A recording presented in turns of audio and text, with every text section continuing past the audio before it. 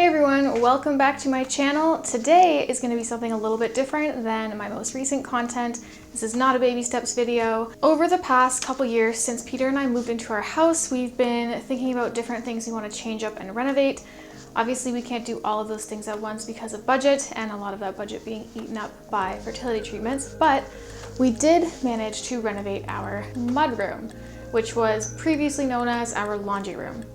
So the way our house is set up is the laundry room was connected to the garage. So there was a door leading into the garage, and the laundry room itself was also a couple of steps down. So we already had like 9-foot ceilings on the main floor. So in that room, it was even taller than that. It was like almost 12-foot ceilings in the laundry room. A small room, but a lot of vertical space, which had a lot of potential for good storage. So, like I said, initially our laundry room was in there. Our machines broke, so we had to get new ones, and the ones that we got were too large for this space, so we kind of had to have them on an angle in order to even open the doors. So what we decided to do was actually move the laundry room to the basement, which I know a lot of people are gonna say that I'm cuckoo bananas for moving a main floor laundry to the basement. It makes sense for us because eventually I will be having a home daycare in the basement, so I'm going to be doing tons of laundry down there anyways. So it works out, and we decided to get some custom cabinets for that mudroom, pretty much going almost all the way to the ceiling, and then have like a bench, seating area underneath the window so we can sit and put our shoes on. The stuff that we want to store here are things like Peter's tools, overstock for things like toilet paper and cleaning supplies, our coats, and our shoes.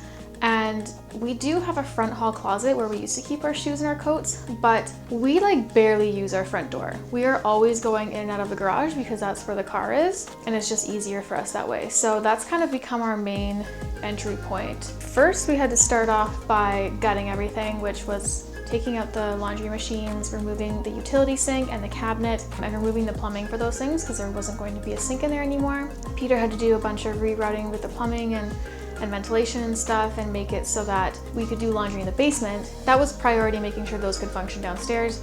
Then it was more demolition, so taking off the trim, patching up the walls, and taking out the tiles, which was quite the experience because not only were there tiles, but underneath the tiles there was like 2 layers of vinyl stick-on tiles, and then below that there was wood that we had to bring up. So there was like 4 layers of stuff that we had to tear apart. Once that was done, it was time to paint. Peter was a little bit not sure about how dark of a gray I chose, but I told him, I was like, trust me, we're gonna have almost this entire wall be white cabinets. I think the darker gray color is really going to contrast nicely with the white cabinet, so I wasn't too worried about it being too dark in there. And in the end, you'll see what it looks like, but I really like how it turned out. And then we laid our new tiles, which Peter and I did together as well. We actually got the cabinets delivered near the beginning of the pandemic when everything shut down, like back in March. And at the time when we ordered them, we knew it would take a while, but we also thought it might take longer because everything was shut down.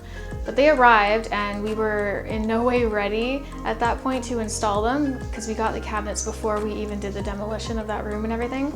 And with the pandemic, just everything was kind of crazy. We couldn't really go to stores to get the stuff that we needed. So by the time that we got our cabinets installed, it was months later. So we had gigantic cabinets sitting in my dining room and living room for months, and it was driving me nuts. But when they finally went in, we found out we were missing some pieces. So I had to go back to the company and say, hey, we're missing these pieces. And they were kind of a little bit throwing shade at us, being like, we delivered these like 6 months ago. Why are you just bringing this to us now? But we're like, there's a pandemic, we didn't have time, and we didn't get around to installing them until now. How about you just apologize and say, yes, we'll get you the pieces you need.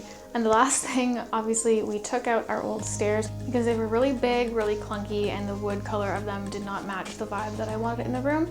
We wanted something more simplistic and more modern looking, so Peter is currently looking for some floating stairs, so we might not get that done for a while.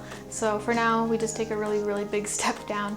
The other thing we decided to do was put in a motion sensor for the light, because since we're always coming in and out of that garage door, whether it be with groceries or in the future when we have like kids and stuff, if we're coming in late when it's dark outside, then the light just turns on all on its own. We don't need to fumble around with stuff, and it's awesome. I love it so far. And then it turns off automatically after a few minutes. Overall, I think this project took I don't know how many months, but it was a lot of fun being able to do it together, and I learned a lot about how to tile and how to do all that kind of stuff. and I think it turned out really well. So let me know what you think in the comments down below, and I will see you next time. Bye.